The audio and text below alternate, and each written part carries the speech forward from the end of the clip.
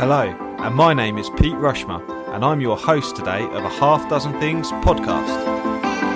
A Half Dozen Things is a podcast for business owners just like you. Whether you're an underdog hungry for success, or you're already smashing it but want to continue to level up, we are here each week for you to get insight and learning from the very best in the business. No fluff, no BS, and no self-proclaimed gurus talking about how easy business or life is. Hello and welcome to today's episode of A Half Dozen Things podcast. I'm really excited today to be joined by Mr. Paul Umpleby, who is the founder of an amazing sales process consultancy called Bright Cube. It's quite a relatively new business, but Paul is super experienced in this field and has actually been a mentor and guide to me over the past 12 to 13 years that we've known each other. So I class Paul as a very close and good friend, and I'm really pleased that I've managed to get him somewhat out of his comfort zone to be able to come and do a podcast, and also to being at a point where Paul has experienced taking all of those expertise and all of that knowledge that he's gained over a vast career in senior sales into his consultancy and being able to share that with businesses like yours that are listening. Paul, just a little bit of an intro from me there, but I'll bring you in and let you talk and I'll shut up for a minute. Paul, are you able to just tell the listeners a little bit about who Paul Umpleby is, if that's okay? Yeah. Hi, Pete. Thanks so much for having me on the podcast. It's been really good to be here. So yeah, we've been friends for a long time. I've been in sales and marketing leadership for 20 years. I've helped you in your career, coached and mentored you in your career. But now as I'm getting started in my world of consultancy, you've been a really good help to me, and you've been coaching me and mentoring me and helping me get started in my business. That's been a big help for me. I procrastinated a huge amount before getting started, but I'm really ready to go now. And I'm going to focus in on sales process, even though I've had lots of experience in sales and marketing across various different businesses. I've worked in manufacturing, I've worked in service industries, I've worked in high tech. Even though I've worked across a wide variety of different businesses, I would say I've focused more so in sales effectiveness or sales efficiency, and I really enjoy getting under the skin of sales processes. I think they're the core to everything that the sales team does. So being able to build that confidence to then go out and start my own consultancy business, focusing on sales process, I think there's a world out there of people that need some help, and I hope some of them are listening today, and we can start a conversation. But yeah, share some ideas and some thoughts about today. We'll share some ideas and some thoughts about what sales process is all about and what sales performance is all about to help people to be more successful. That sounds ideal, right? And it's going to be really useful for people of all different industries and sectors and that kind of stuff. So, Paul, if you're able to just, I know you're going to be really modest, and so I'm going to pre-frame that because I know that you're going to be really modest, but just to really illustrate for people so they understand your experience with this subject matter around sales and sales process and how to effectively manage a sales team and how to get the sales process right in a business. Tell us a bit more about that experience. So what's your journey been to get to where you are now with Bright Cube? Yeah, well, all of the roles that I've had when I've been employed, I've always found that it's the sales process that hangs everything together. Often, many people will know that you might jump into a solution where you might train a sales team. Oh, let's put the sales team on some training in order to fix things. But if the process that they're following is not right, then you have a real disconnect between what they've been trained to do and what's actually happening on the ground day to day, particularly if you've used somebody external to bring a training course in. And I find that what's really worked and what's been successful for me over the years is to get the processes right, make sure that the systems are aligned against those processes, and then train the people well in order to execute those processes. If you do it in that order, you're more likely to be successful because the training course is a mirror image of the sales processes that you want to follow across your business.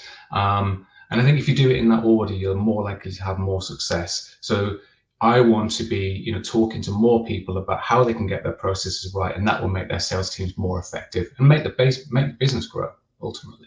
Yeah, absolutely. Okay, cool. And so this podcast is going to be titled "How to Improve Your Sales Performance." We've got 6 key areas that you've prepared for us to explore and to go into a bit more detail for people to really understand the value of focusing on sales performance, sales process, getting these things right, and start to give people an indicator of where to look at. Just for the benefit of the listeners, tell me a little bit about your work history, Paul. Tell me about, because once upon a time you used to sell Renaults, is that right?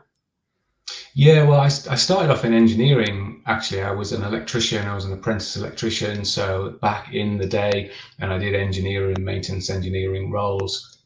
But I really had this desire to go into a sales capacity when I was in engineering. Lots of salespeople used to come and see me, and they used to talk to me about what they were doing. And it just seemed like an exciting position to be in, particularly in those days, to be in field sales. People coming to see me, then they were going somewhere else, would travel into other parts of the country. And I always found that quite exciting. When I was looking for my first sales role, it's quite difficult to get a sales role when you don't have any sales experience. So I decided to just get some sales experience. So the first role that I had, I worked for Renault. I was selling cars, and I did that for a few years. And that gave me the foundations. And actually, I might refer a little bit to that as we go through some of the half dozen things today around process. And car sales, it's very process driven. And there's a very clear methodology that people would follow in order to help the client to buy that particular car that they're looking for. And it just followed on from there. I was then able to go into industrial type sales roles. That's my background in engineering. And I had a really great career at RS Components, based in Corby, FTSE 100 company, RS Group. And I was there for 8 years in various different sales roles and sales leadership roles. And I also had a long stint at a company called IMI PLC, where I was working in sales effectiveness roles and sales operations roles in that particular company as well. And I think that's just given me a really good grounding. I've worked for large PLCs and I've worked for smaller businesses as well. So I've got a really good grounding around all different types of businesses, different sectors, different challenges, and feel a bit more rounded, ready to go on the consultancy business. Awesome, mate. Awesome. Fantastic. Thank you, mate. And with regards it's interesting how you talk about sales process and that kind of thing, because I start to visualize it in the Pete world, and those listeners that know the model that I'm working on at the moment, that the book's going to come out shortly, that we're going to be publishing, is the performance trifecta. And this very much fits at the top level, doesn't it, of that triangle around the direction element and making sure the process is right and we've got the right structure. You were talking about skills, which is a massive part of that overall performance, and then we have to energize people around being able to deliver high performance. But this is about getting that overall initial, getting that direction right, and then once you've got, I suppose, once your consultancy has supported clients to do that, we can then start to look at the skills side. We can look at motivating people, making sure they've got the right energy behind the work they're doing. But ultimately, it's about getting that structure right initially, and that's really exciting. So I'm going to delve into the 6 areas, Paul, because I think there's going to be loads of value for our listeners to come across and engage with there. So the first one is around your business network is critical to your sales success. Are you able to tell me a bit more about that? Yeah, I will do, Pete. What I've done on these half dozen things, and when we're thinking about sales performance, I've tried to look through a lens of who are the most successful salespeople that I've seen over the years. What is it? What's the magic that they have? Some of this will fall into sales processes, but there's some other softer skills as well that we can talk about. And that first one around that business network being critical to the sales success.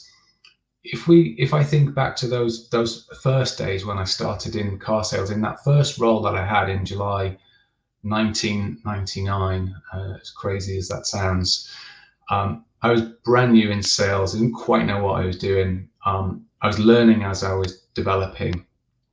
And it's a hard life in car sales. Anybody that has done it will know it's really long hours. You're working weekends. You might get a day off a week if you're lucky, but you're probably going to be wanting to go in and maybe check on a few deals and keep a few things going. So it turns into a 7-day-a-week role, or it was in that time.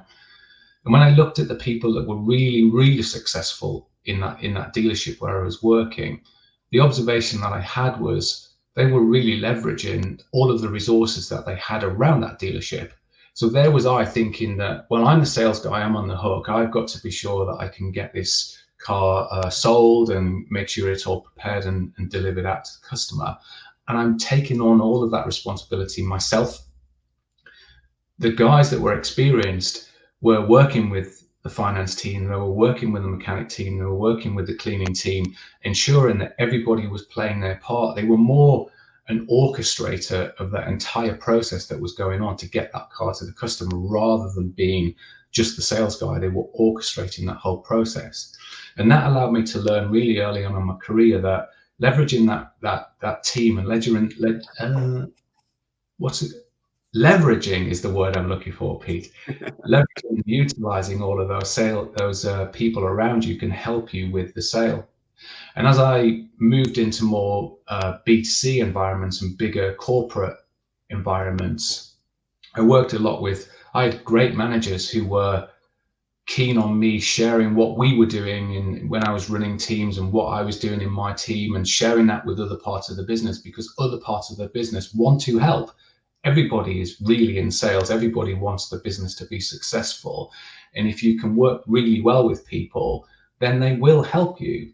But I guess at that stage, I didn't really know how to deal with different people. You're still quite young.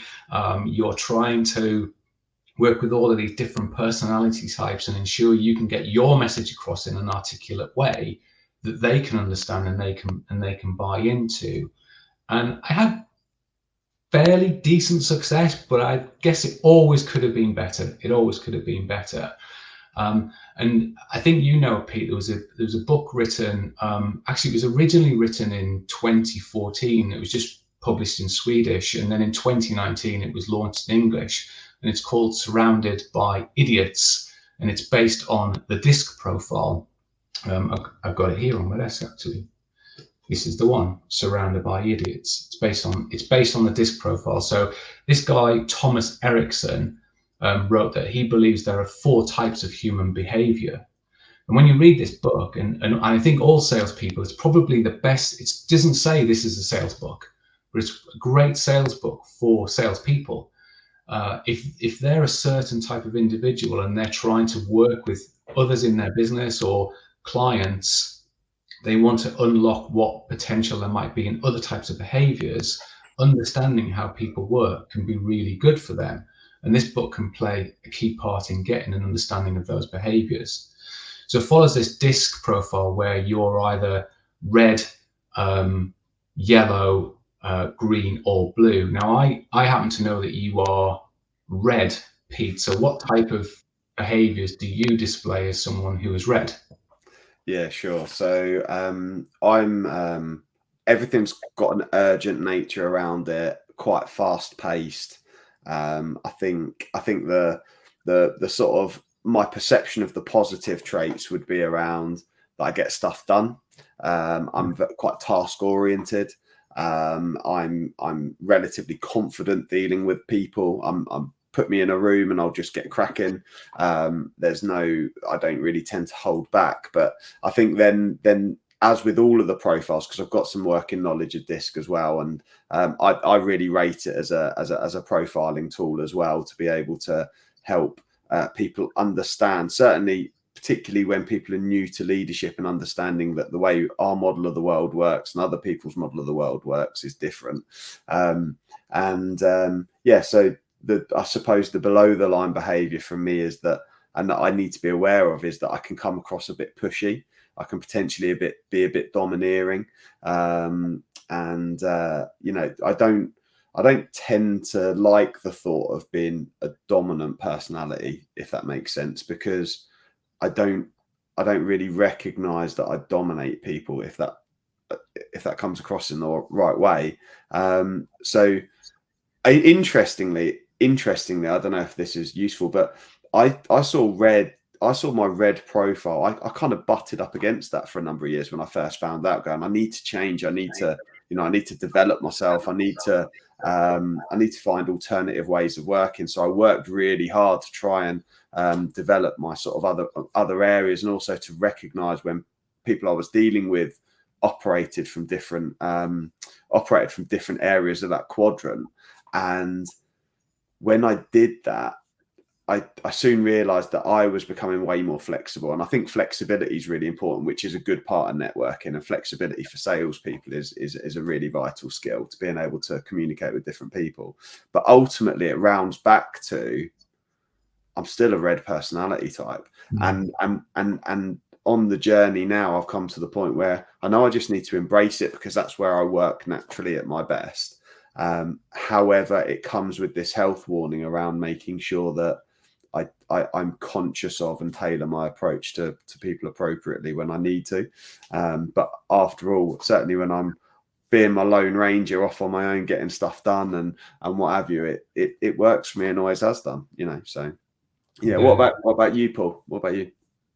Well, my natural profile is blue, so I'm really all about the detail. Hence, the sales process is kind of what I like to do. I like to understand the detail. I like to understand the process that sit behind it. I'm probably more considered. I probably take a bit more care over a decision. I wouldn't be a bit gung-ho. The response you get from me is, let me sleep on it, let me think about it, let me just digest that. They're the sort of words that you might hear from someone like myself. So if somebody was,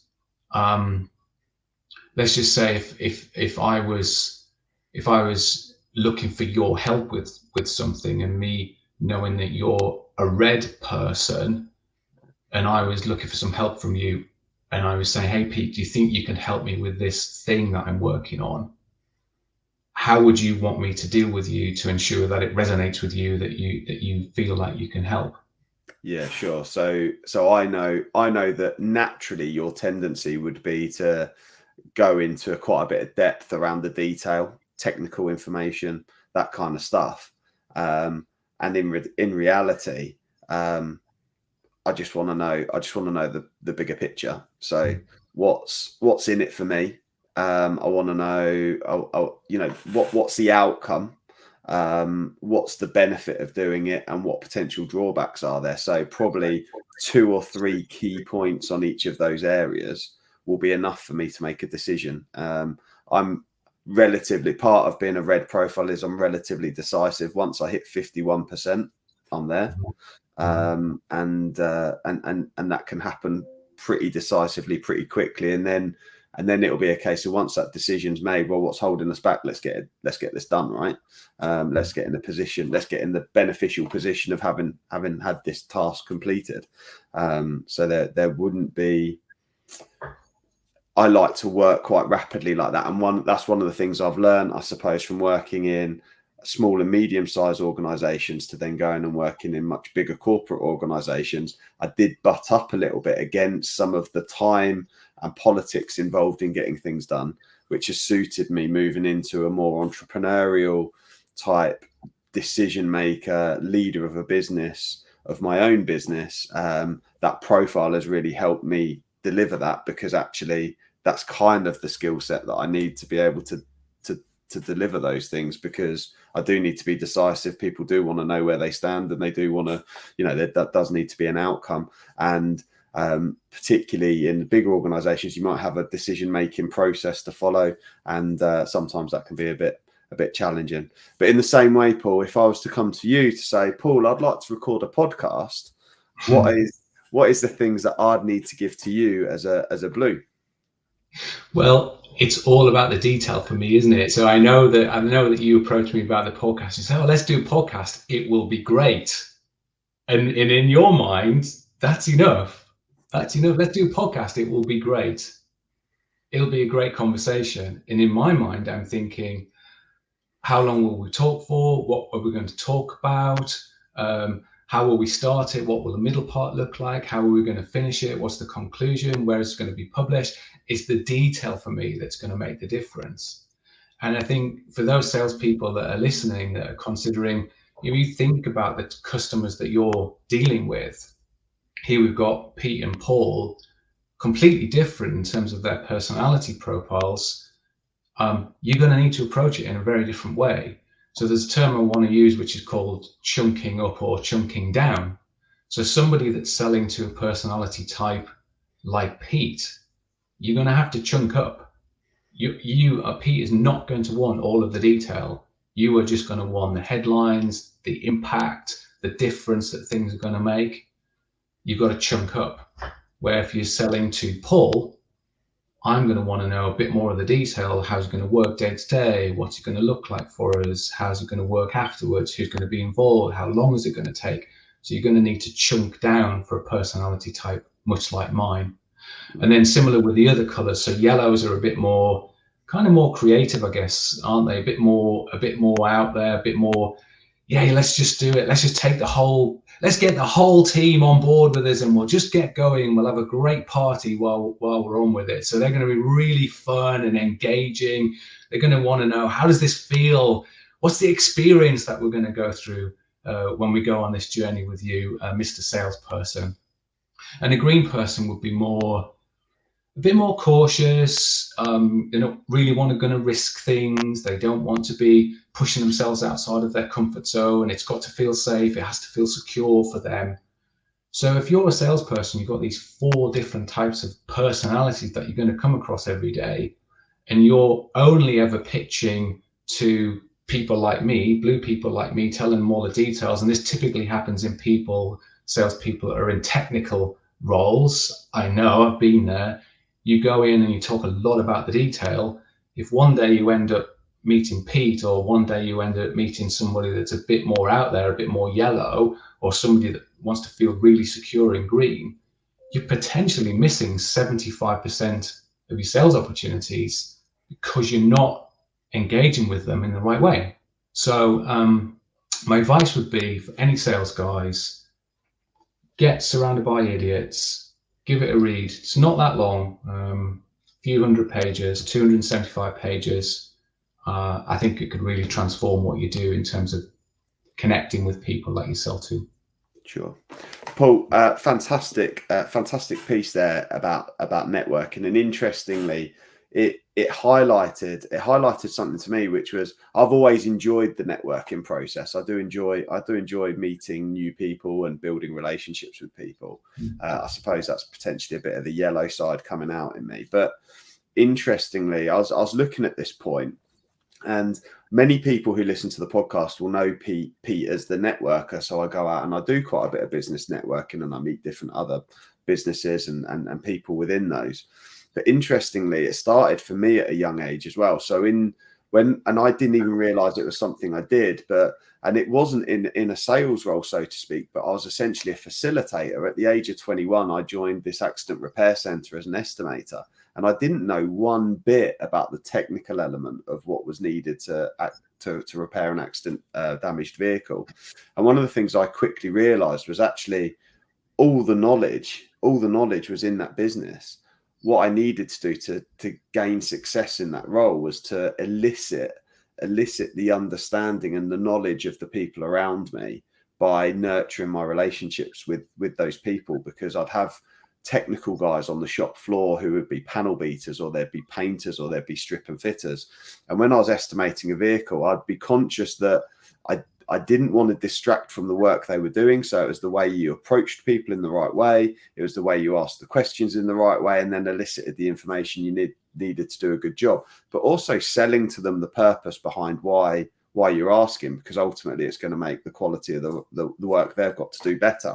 And what happened was I gained loads of knowledge by doing that, because I essentially was a sponge and just sucked all that information in a sort of consultative approach, which is, I suppose when I look back at it, I think I kind of naturally went and did that, which is like great, right? But I think it's good to recognize that some people in businesses are able to do that, but they might not recognize that that's a really useful skill. So the reason for highlighting that is that actually whilst we've got this process, whilst we create this process in place, we need to look at our people and go, have they got those skills? And actually, are we explaining why that skill is so important for them to be able to go and do that? Because it's not really something often that we'll go, we need a course for that, particularly in small and medium-sized businesses. They won't go, oh, we need networking skills as a skill. It might be misperceived as communication skills, but actually that ability to be able to get buy-in from people, not even in a sales role, but in a supporting type function, to be able to get people's buy-in across the business and to be able to elicit information to get the technical information you need, whilst, sort of going about doing your work is quite a critical skill. So I just wanted to highlight that. I think that's really important. So let's move on to the next thing then. So section number 2, or item number 2 of our half dozen things today to improve sales performance is partnering with marketing will generate the best leads. So tell me a bit more about that, and tell me, is marketing and sales like a bit of a fight, or should it be a hand in glove approach to gaining new business into companies? Well, is it sales and marketing, or is it marketing and sales? That's a good question. It is a good question. Sometimes I hear this term smarketing. Smarketing. Yeah, which is a bit of a buzzword, isn't it, I suppose? Sounds busy. But yeah, I firmly believe it is marketing and sales, actually, in that order, particularly now in the world that we live in, and this hybrid world, and people not being in the office, and sales is tough now. It really is tough, and you need to rely on marketing to help you identify potential clients that you can go to talk with. But how many times, I probably lost count of how many times I've heard salespeople say, oh, those leads that came from marketing are rubbish. Oh, it's because the leads from marketing are not good enough. Oh, it's because marketing are not delivering us the right leads. And the way that I've always approached that is, but what are you doing about that?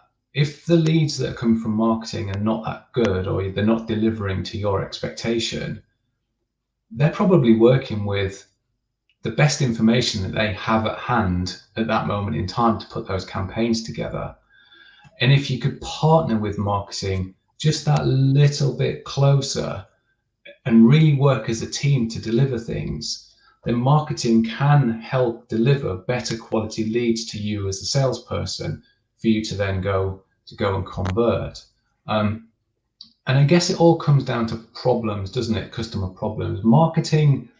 Good marketing should really be helping customers to solve problems. It should be addressing issues that people are facing, should be helping to uncover ideas that they didn't know about, to build and improve situations that they've got within their business right now. And who better to capture that information than salespeople themselves? Salespeople are speaking to many more customers than the marketing team are. So if the salesperson was able to have deeper questioning with their clients and say to them, hey, what's the biggest problems that you're facing right now? What are the big challenges that's happening across your industry? What concerns do you have for the future? These big questions can help salespeople to unlock the real issues that businesses are facing. That information can be fed into marketing. Marketing put a great campaign together, and all of a sudden those leads that are coming through for the salespeople to convert start to become much, much higher quality. So I guess what I'm saying is, don't see marketing and sales, or sales and marketing, as two distinct functions within a business. They have to come together, and salespeople can play a big part in helping that to drive. If you join forces, if you get aligned, you as a salesperson will just be more successful. So get on board with the marketing program is always going to be my advice in that situation.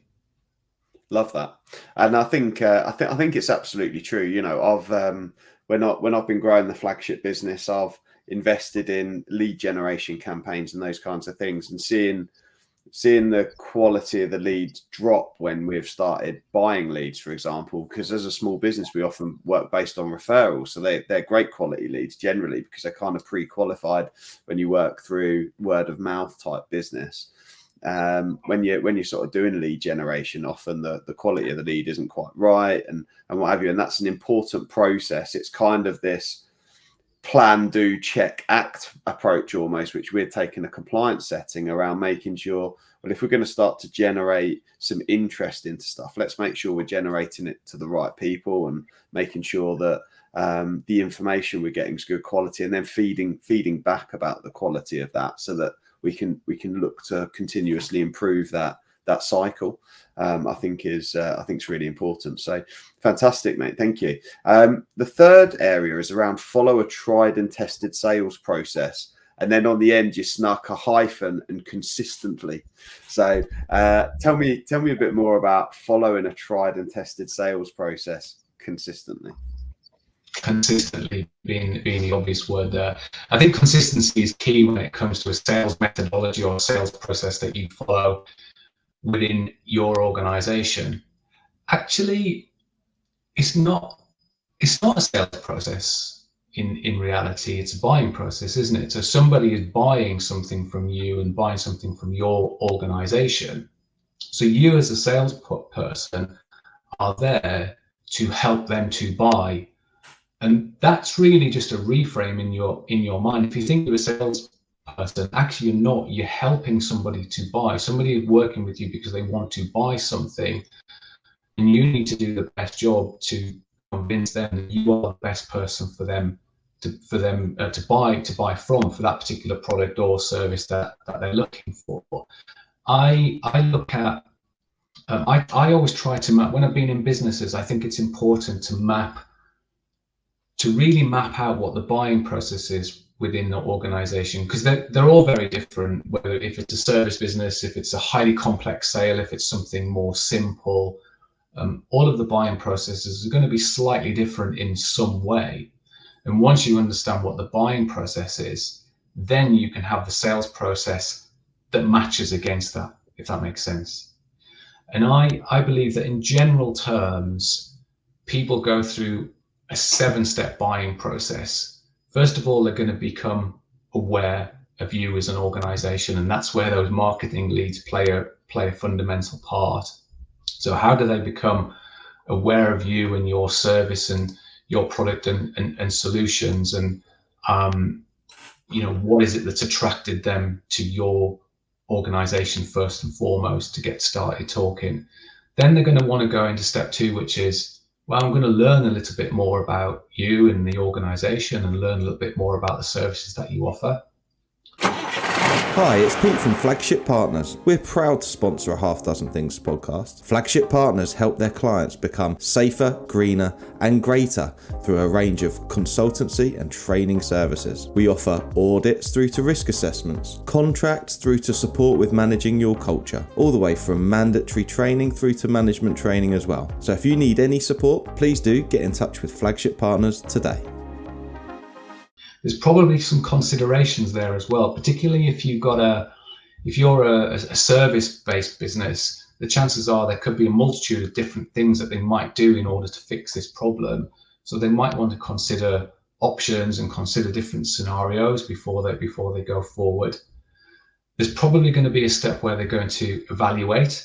They're going to evaluate you against others that they know, others that they're looking at, others that they've seen. So you need to be aware of that you're probably not going to be the only person that's in for this particular sale. There will be others, there will be some level of competition. And then they're going to make a decision based on everything they've learned about you. Price will play a key part, of course. There's likely to be a bit of negotiation before they go on to finally buy. So if the buying process is, I'm becoming aware, I'm learning about you, I'm considering what you've got to offer me, I'm evaluating you against others, I'm deciding if you are the right person, I might do some negotiation, and then I'm going to buy. If that's the stages that the person is going through, then therefore, what does my sales process need to be in order to help that person along the journey, to help them to buy? And I think that's where it comes through, Pete, is making sure that there is no disconnect between the customer experience and then what happens within within the organization. And I know you've got your sales team and you've got your consultants out on the road. How does that match against, you know, the experience that your customers see to what happens within the business? How does that match across the business? Yeah. So do you know what? I was actually just reflecting on that as you were talking, which I suppose is a natural thing for me to do, and just think about how our sales process works. I really like, first of all, the reframe of it's not being a sales process, but to being a buying process, because I like that. And one of the things that I like to think with Flagship is that we are a customer-centered, customer-focused business, right? And I get bogged down, I get frustrated when companies bog down on the intrinsics of what they do. And say a sales process, talking about that to an extent, is, you know, when you think about it, rather than a buying process, which is customer centric, like, so how do I make it easier for them to buy from us? And there's numerous things that we've done to enable that. So, for example, from an awareness perspective, we're focused on doing we've just come back from the Health and Safety Expo. We do 2 or 3 exhibitions a year, ranging from different sizes, where we know that our customers and potential customers will hang out. So that's new business, and then we prep up. You know, we've just invested quite heavily in a new website, which has got a huge amount of detail. So interestingly, as a red person, surprise, surprise, I built a business and built a website which didn't have that much detail in it previously. It had stuff, it had information, and it was certainly selling to my preference. But actually, I've got a website now where it sells to all of the 4 preferences that we spoke about before, because it's been tailored that way. We've invested heavily in that, and we've got a really great website now. So that's really important, because people can go and learn more. And then we've got 2 podcasts, right? So we've got Half Dozen Things. We've got this podcast, which focuses on the non-fleet side of our business, which is around leadership development. It's around business development. It's around skills. And how we can help develop organizations to perform better. And then we've got the second podcast, which focuses on the fleet specifics that we do, called the Fleet Geeks podcast. That builds that awareness. People can get to know, like, and trust us, which is an important part of that sales process or that buying process. But when it comes to, one of the things I've realized is that when it comes to working with our existing customers and raising their awareness about our other products, we haven't been as good as we could be. That's been an area for improvement. So and that's where we focused on speaking to you, Paul, about how we can improve that process. And the result has been that we're recruiting a new sales consultant. He's going to be coming in next week.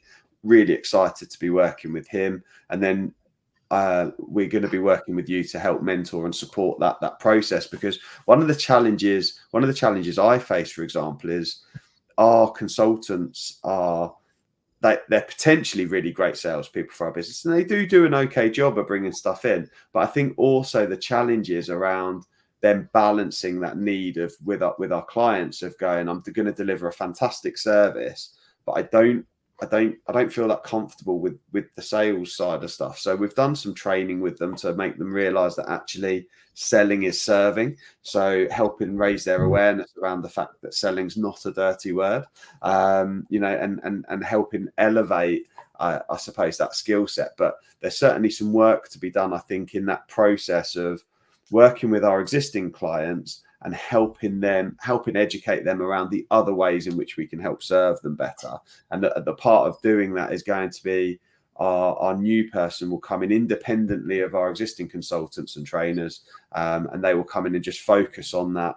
Well, what are your longer term plans? What training needs have you got? What are your goals over the next couple of years? Those kinds of things, to work with our existing customers to start to tailor the support that we can offer to them as our relationship grows. Because ultimately, our goal is to make our clients safer and greener, but we are safer, greener, and greater. But I say a but because they're not necessarily our clients. We don't really want to be a supplier to our customers. We want to be a partner. We want to grow with them and help develop them in those 3 key areas around making them safer, making them more environmentally friendly, and overall improving the quality and standards and performance of their business as well.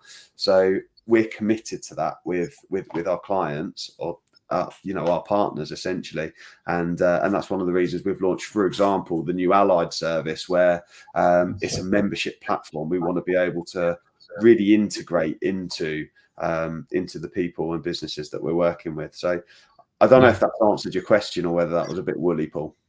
No, it absolutely does, and I think what we've seen through that conversation is that it's not because you're a service organization. When your team are out speaking to your customers, it's more about, what does this look like in the long term? What does this look like after you've left? What's the success elements that I'm expecting to see later on down the line, when we've implemented the packages, we've done the training, we've got the platform, we've got the software all set up. What does it look like for me afterwards when I'm kind of running it?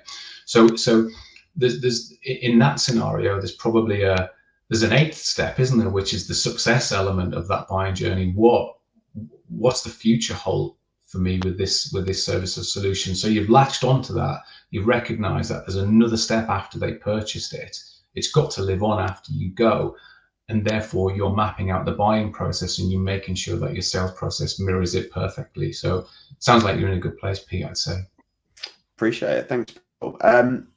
So the fourth area, so I'm just going to reiterate: follow a tried and tested sales process consistently, which was the third area. And now we're on to the fourth of the half dozen things, which is care for your pipeline like it's a newborn baby. So I'm just going to cradle a newborn baby whilst you tell us a bit more about making sure we nurture that pipeline. Yeah. You got children, haven't you, Pete? I have. And when your children were born, how many times a minute did you look at them? Yeah, too much to be fair. Yeah, I tell you, like, I was just I suppose as you have more children, one of the things you realize is you get a little bit complacent, and we're certainly having Tallulah, our youngest. She's 10 now, so it seems like a distant memory since she was a newborn baby. But it's one of those.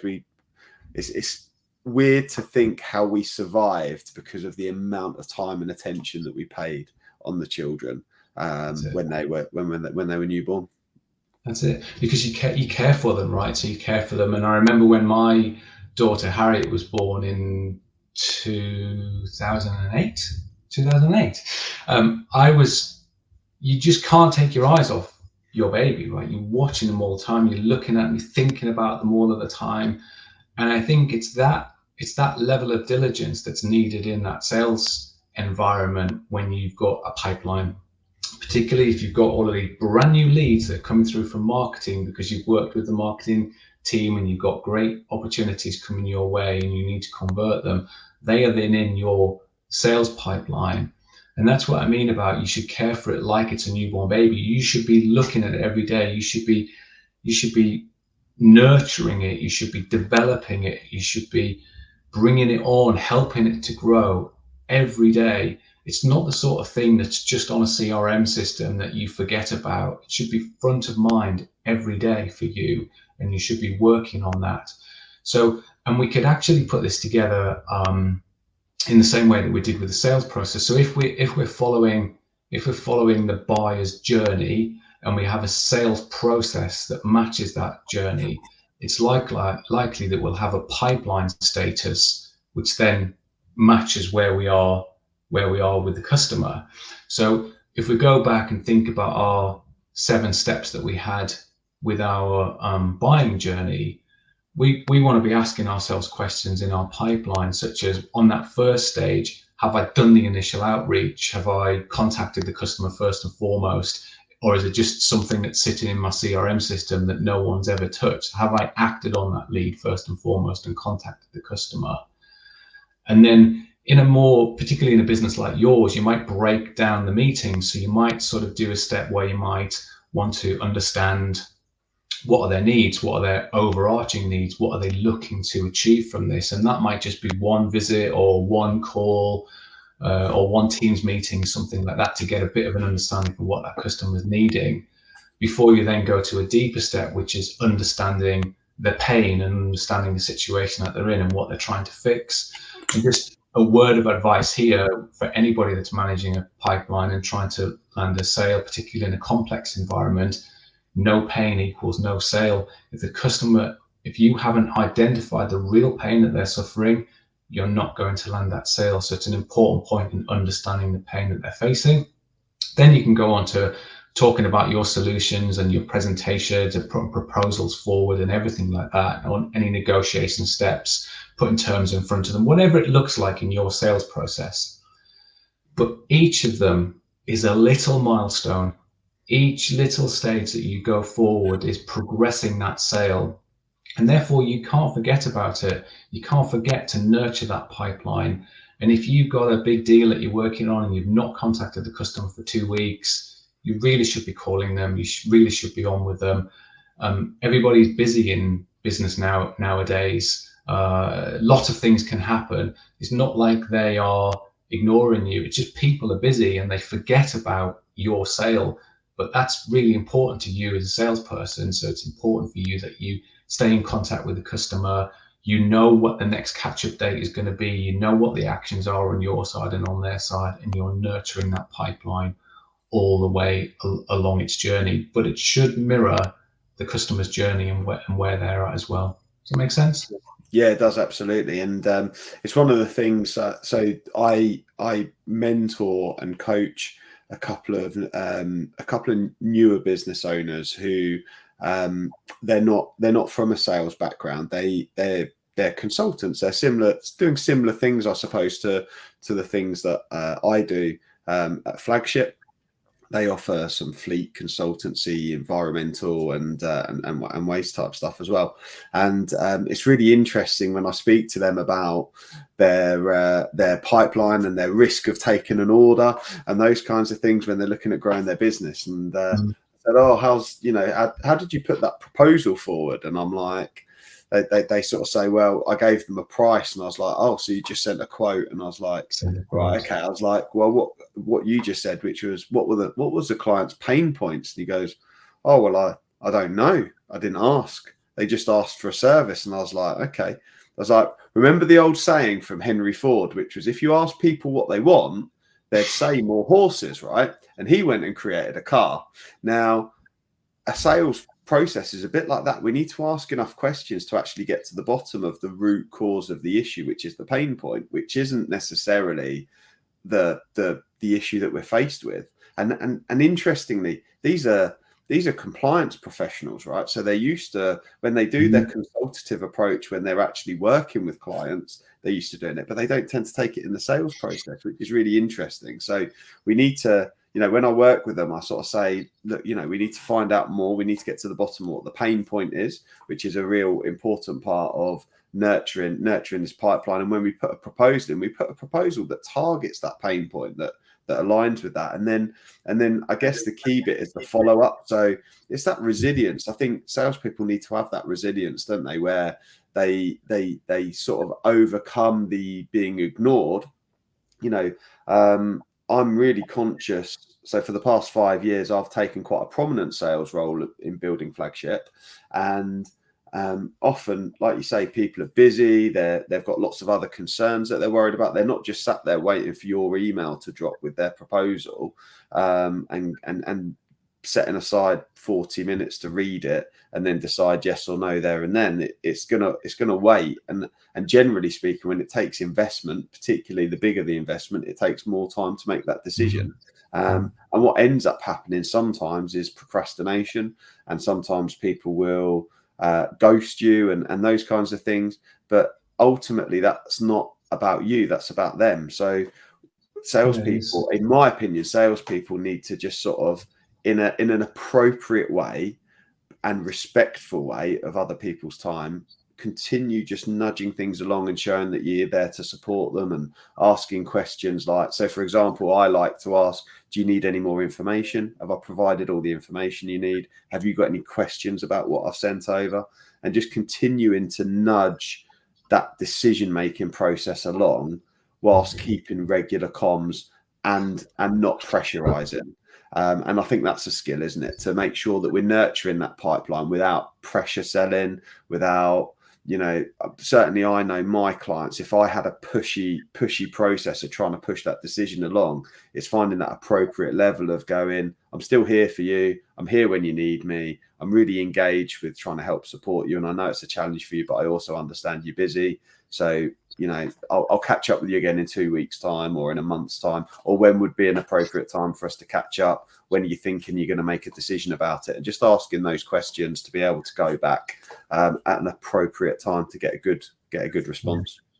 Yeah, I like that. And if we look back to what we said about getting in that mindset that your job is to help a customer to buy, and if particularly through that pipeline stage, if you've really understood their needs and you know what their pains are, again, just get in a different mindset, which is, wow, these guys are feeling pain. This is, particularly if you can put a pound note value to it, if it's financially costing them, or they're losing efficiency, or they're wasting resources, whatever these things are, if you can tangibly put some pound note value around it, actually the quicker that they can make the decision, the better it would be for them at the end of the day, particularly if they already recognize that this has been an issue.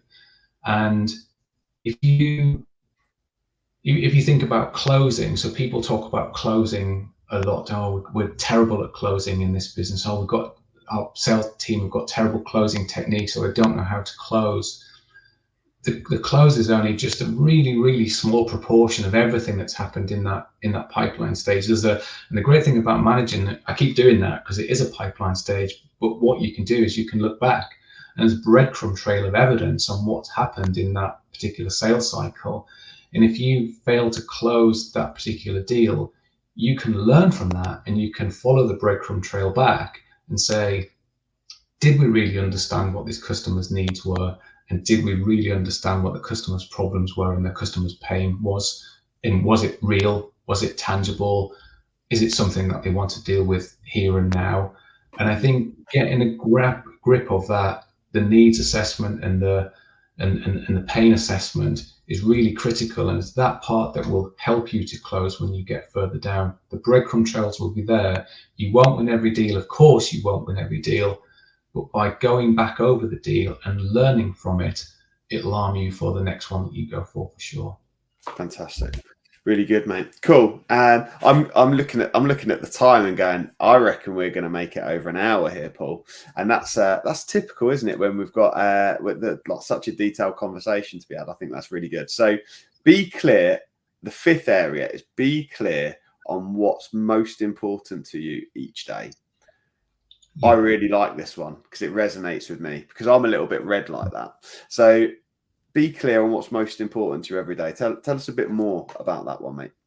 Yeah, I guess you more than anyone, being a founding member of the 4 a.m. club, will know this, that you've got to get things done. You've got to build your plan for the day. This is something that for me really became an important factor in a post-COVID world when we get into more of a hybrid selling way. When I was on the road, when I was working for RS Components, my tasks for the day were, my first appointment was at 9, my second was at 11, my third was at 1, and my fourth was at 3. And if I was in the area, I'd pop in to see some others, or I might go and see Bill in the engineering department because I was in seeing procurement on the same day. I tried to make the most of it. I'd have 4 fixed meetings, but I tried to see around about 8 or 10 people across that particular day. That was it. That was what my selling world was all about, because it was all about field sales. But now in a hybrid selling world, people are working from home, people work from the office, sometimes they go out and managing the pipelines. Very, very different world to when I was selling. And therefore you can get wrapped up in just the noise of the day sometimes.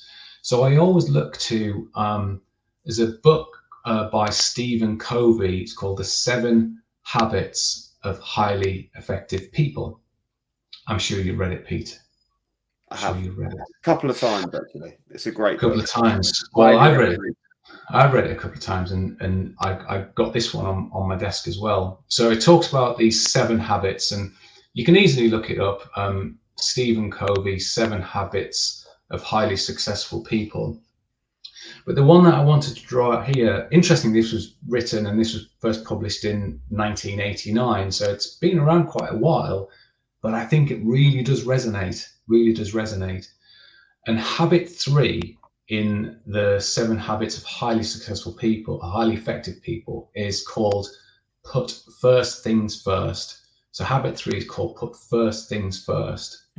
And on page 146 of the book, I think it is, page 146, habit 3, so it says, question 1, what one thing could you do that if you did on a regular basis would make a tremendous positive difference to your personal life? And question 2, what one thing in your business or professional life would bring similar results? So it's that idea of putting first things first. What is it that you, as a salesperson, should really be doing first thing on the morning? Is it grabbing a coffee and catching up on the football from the night before? Is it just checking your emails? Is it having a look at your messages on LinkedIn? Is it checking who's going to be playing Peterborough United at the weekend? It's probably not. In your world, it'll be something that's important to you. But what you need to do is work out what is the first thing that you should be doing each day and just get it done. It's normally the most difficult task. So in a sales world, in a hybrid selling world, it might be making some prospect calls. It might be following up on your pipeline. It might be chasing those marketing leads up. It's normally the most difficult things. And I think what Stephen Covey would suggest is just get it done. Get those big things done first of all, because if you don't, those big things will just get swamped by the other stuff that goes in the day. And the chances are you just don't even get them done. They get moved on to the next day. So it's about thinking about what those big things are. Now, as I say, I know you're a 4 a.m. guy. You like to get up and get on with your day. You have a lot of structure. You like to get things done early in the morning because they wouldn't get done otherwise, right? Yeah, sure, absolutely. And I think you're absolutely right. I guess from so what I guess to elaborate on this point, and I think if people are listening from a sales perspective and what have you, I think it's important to take into account when I talk to a mentor and coach some of the leaders that I speak to, I talk about the roles that we play, right? So we've all got numerous roles. So Paul, you're a business founder, you're a father or a husband, you have all of these different roles to play, okay? And each of them have varying levels of importance depending on the time of day. Now, I've got a lot of roles as well. So as an example, I'm a father, I'm a husband, I'm a son, I'm a brother, all of those sort of family commitments to worry about. And then I'm a business founder. I'm a salesperson because the business is small and I need to be a salesperson. I also do consulting work with our clients. I do training sometimes. I'm a mentor. I'm a coach. All of those different things. I'm a marketing person because I need to remember to do LinkedIn and those kinds of things. So all of these different roles require work to be done for each of them. Now, what I've found is really useful is if I do a bit every day, none of it gets forgotten and none of it gets left out. So what I found out is I've just listed off 10 roles without even having to think about it, without numerous more. Now, if I spend an hour a day on each of those things, right, that's a day done, right? So there's an enormous workload of stuff, and then I've not even touched my emails and got back to people and stuff like that. So there's an enormous amount of stuff to do to stay on top of everything. And on top of all of that, I've got to make some time for me, my health, my well-being, getting to the gym, eating the right foods, preparing the right foods, those kinds of things. So I think one of the things that I do is I actually prep. I always prep a week in advance. So I'm a nightmare for maxing out my diary. I do that. So generally between the hours of 9 and 5, the diary's maxed out. It will be meetings, appointments, delivering work, actually doing customer work for people, those kinds of things. So I need to find times around the periphery to fulfill all those other roles. So one of those things, as you've quite rightly pointed out, is founding the 4 a.m. club. So Robin Sharma wrote a book called The 5 a.m. Club some time ago, where he gets up and meditates for an hour, which it'd be nice to be able to meditate for an hour. I'd love to be able to do that. But yeah, I got up at 4:30 this morning, to be fair. I got up at 4:30 and I get cracking, right? So, and this is how, a good example is, along with all of those things, I'm going to become an author, right? So at the moment, I've got a book that's in for descriptive edit at the moment. And how on earth did I manage to write a 40,000 word book over the past middle distance? And I was religious about it. 4 o'clock, I'd get up and I'd know what chapter I was going to write. I knew the subject matter because I decided it the previous day. So I'd had 24 hours of reflection on that subject matter. And I sat down and I didn't open my emails. I didn't open anything else. I didn't even look at anything else. I literally wrote 1,000 words on that subject matter to the best of my ability. The first job I did, and then I got on with my day. And that's generally what I do, is that I recognize that based on my circadian rhythm, I work best in the morning. I wake up, I grab a coffee, and actually I'm pretty alert pretty quickly as soon as I'm having a coffee. So that's a great time for me to get my creative work, thinking work, big project work, get it done, get it out of the way before I have to go and get on with normal day-to-day grind of stuff. So what I do is I'll have a list of stuff for the following day. I'll have a to-do list of stuff. And like you've quite rightly said, all of the most important stuff goes straight to the top. And most of the time when I have meetings with people, I tend to organise them for the afternoon, because I know I work best in the morning, and I don't really see meetings as work, because whilst they are work, generally speaking, they're asking questions, they're listening. I can be relaxed because I know that the bulk of my work that day is done. So I can devote, I think the challenge is when you're with people, you need to devote that time to them and focus on them. And I've worked out, it works well for me by arranging most of my meetings in the afternoon, most of my client work later in the day, that I've done the me work during the morning that I've needed to do to get done, that's really focused on my brain and my stuff. And then I can devote the rest of my time to everyone else later on. So that's how I do it. Yeah, I completely get that. I'm more and more in person as well. I don't work and I don't function that well in the evening. I'm not a 4 a.m. guy, but I'm a 6 a.m. and I will get up and I'll start pretty early so I can get on with things. I like to walk as well, so I walk every morning. So I know if I don't get that walk in the morning, it probably won't happen in the daytime, particularly when I'm busy. And I spend time with my family. I like to have breakfast with the family and make sure Harry can get off to school and so on. Make sure we spend some time together on the evening. So splitting that family life and work life is really important, but making sure that I'm getting in the things that are important to us early on. So making sure that I've gone for a walk, make sure that I've got my list organized for the day, make sure that we've sat and had breakfast as a family, then that sets you up for the day, and then you can really get started.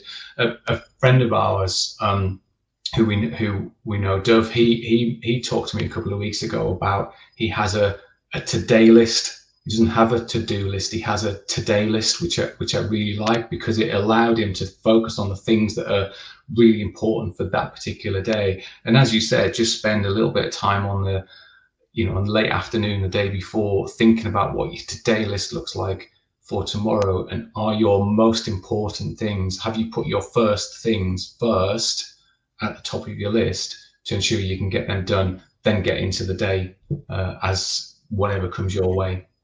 Yeah, perfect, mate. And to be fair, I didn't even mention, so you walk, I go to the gym. I still manage along all those other things. 4 to 5 times a week, I still manage to get 90 minutes in the gym a day. Yeah.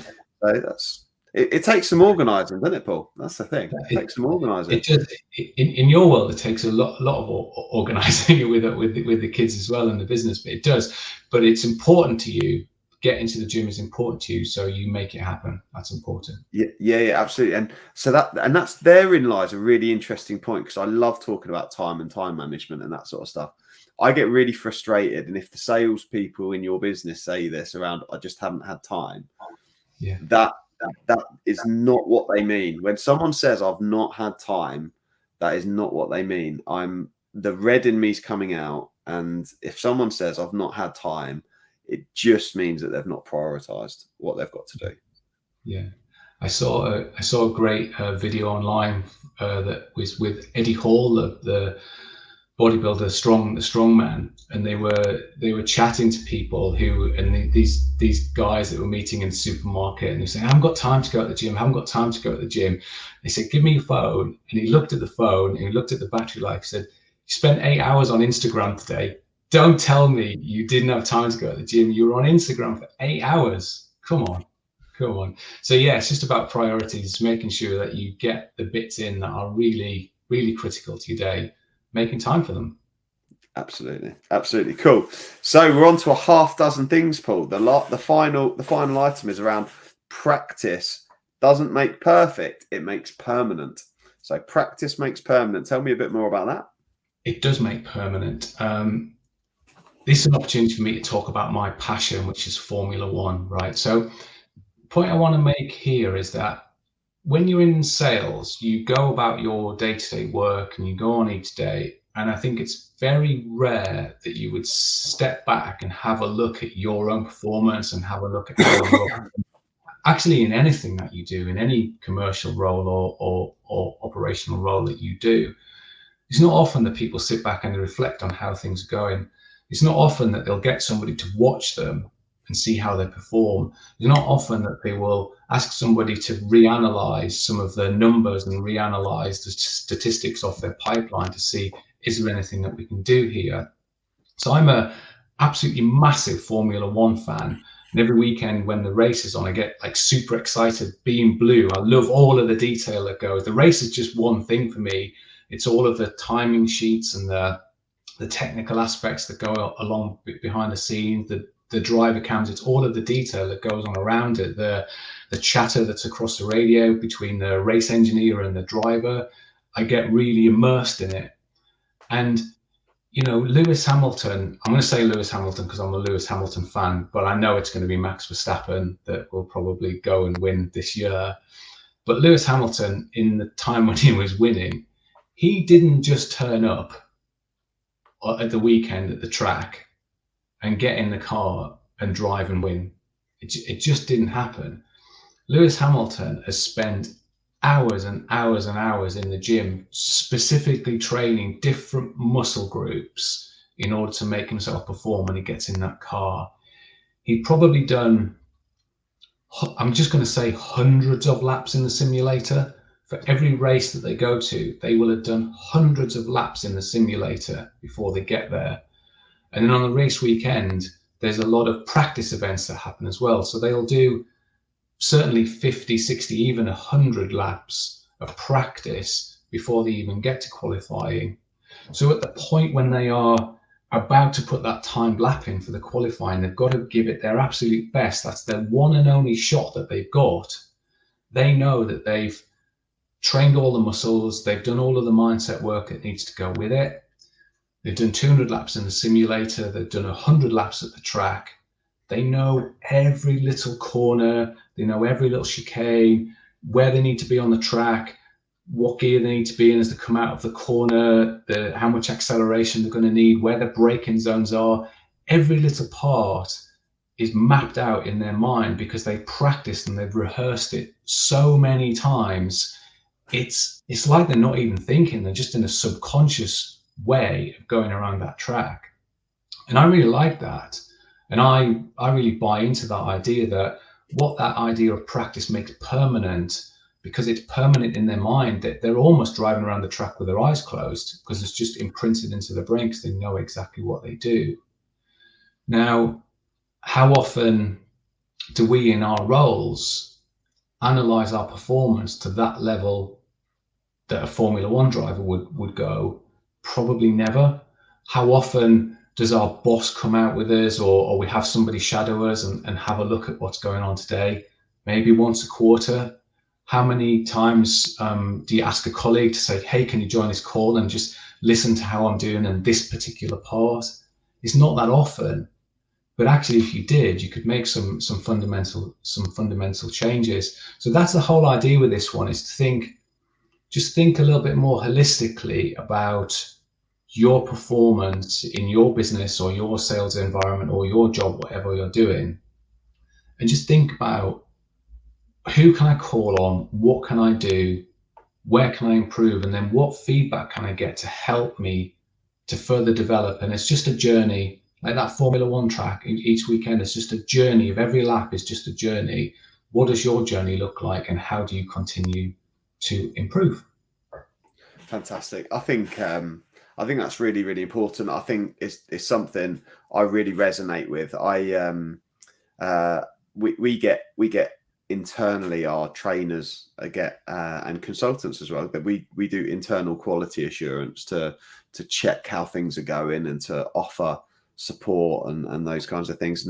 And I find it really valuable. And I think one of the things that just really resonated with me, and I don't know whether it's a bit of a brutal point of view, but I think people's results are feedback for how they're doing, and I think sometimes people allow their ego to try and protect them from the actual facts.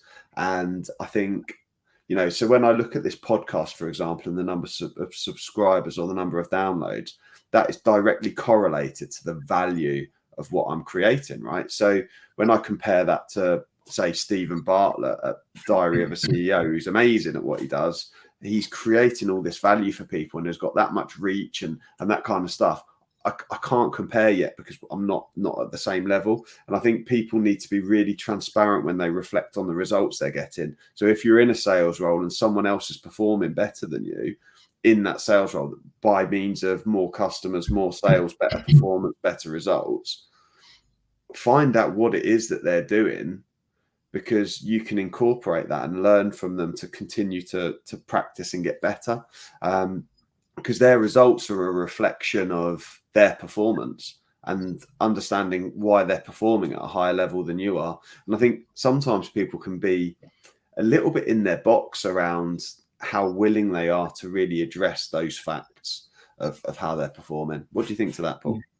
Yeah, no, I totally get it. And even in a Formula One context, just going back to that story, yes, Red Bull, who are really leading everything at the moment, yes, they're always looking for improvement, and they're developing every race, and they're bringing new things to their package, and they're doing new things with their driver.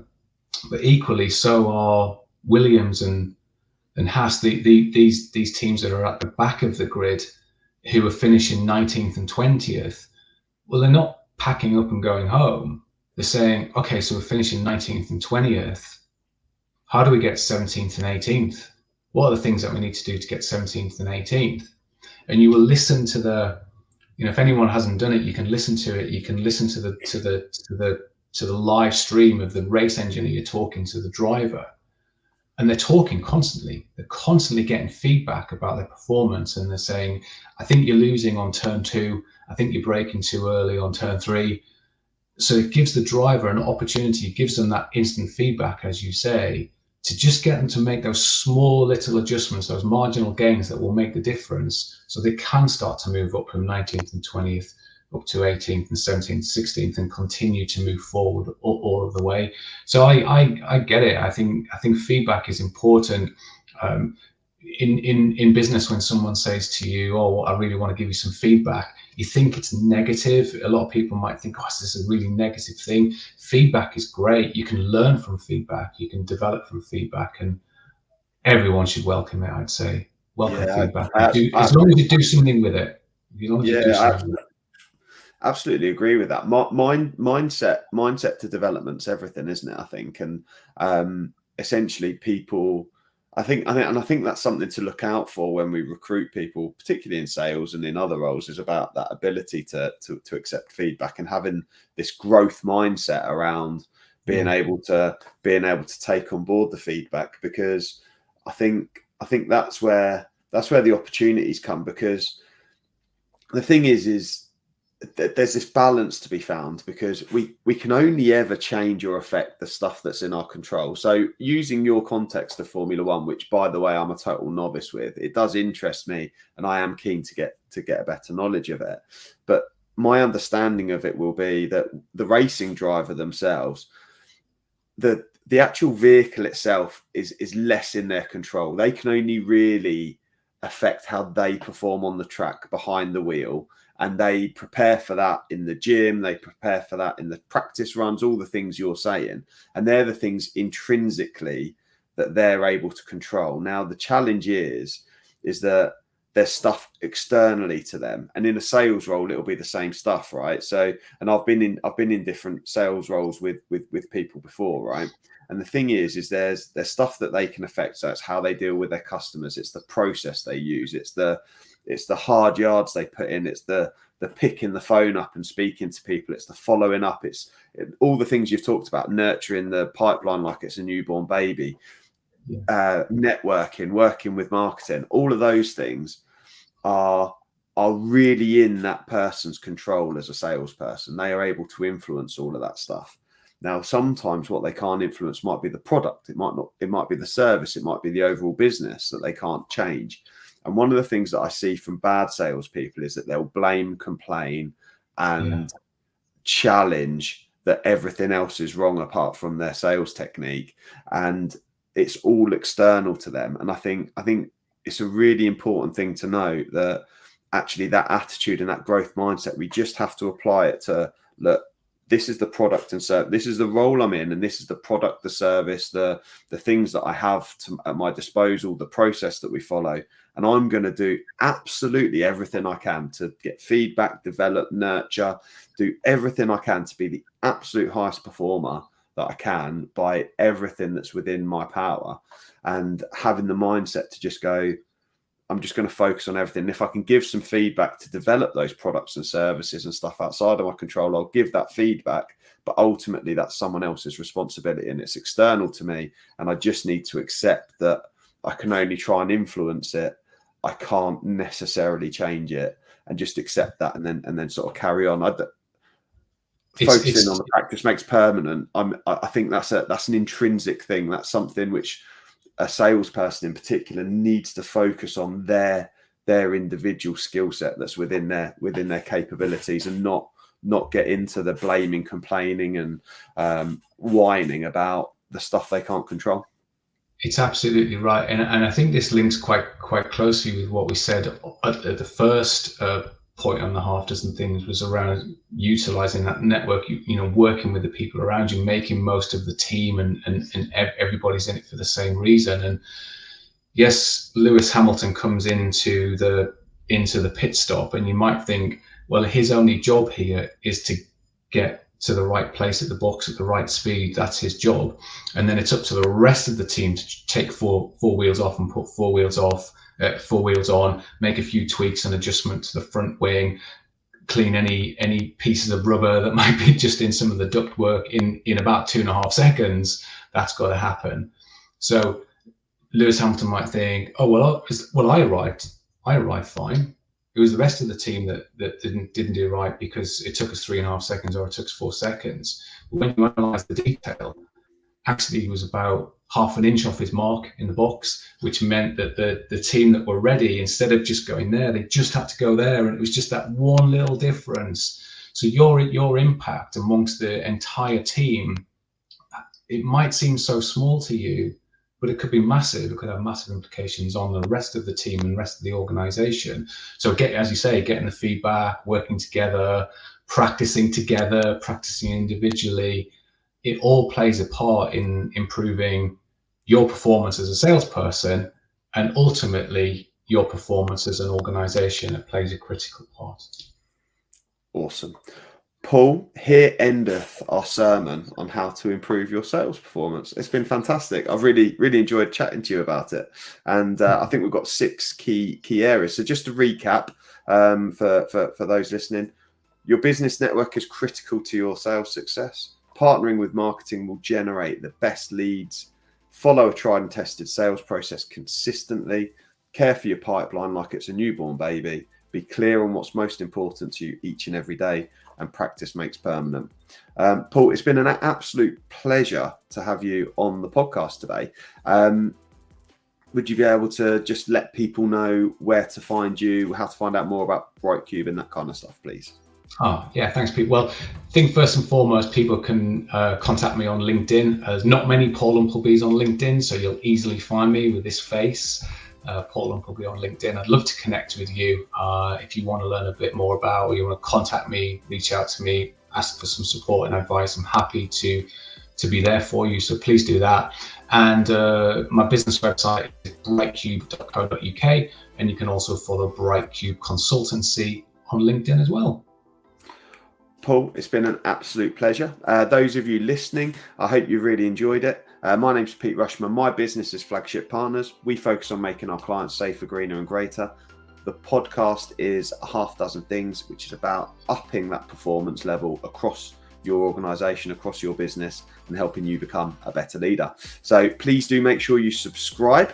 It's massively important to me, because then you get future episodes as well when I get other guests on and we get other podcasts. And I'm sure in about 12 months time, I'll see if Paul will come back on, and we'll see how things are evolving for Bright Cube. Looking forward to that. And thank you very much for listening. Like I say, please do subscribe, and I will see you on the next podcast. Thank you very much. I really hope you loved today's episode, and if you did, please make sure you subscribe and listen out for future episodes too. Please do share it across your social media channels. We hope to reach more and help more people.